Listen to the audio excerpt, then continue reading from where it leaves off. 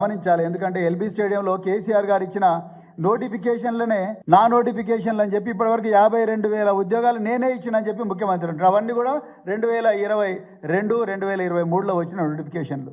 మరి అలాంటి కానీ నిన్న విద్యార్థుల ముందర చేసిండు. విద్యార్థుల ముందర మరి బూతులు మాట్లాడిన ముఖ్యమంత్రి మరి విద్యార్థుల ముందర నిజం చెప్తాడని అనుకోలేం. కానీ ఈ విషయం తెలంగాణపై తెలవాలి. ఆనాడు కేసీఆర్ గారి ప్రభుత్వం 2017లో డైట్ ఛార్జీలు పెంచి ఇంత చక్కటి మెను వారు అప్రూవ్ చేసిండ్రు. అన్ని సంక్షేమ పాఠశాలకు పోయింది మెను.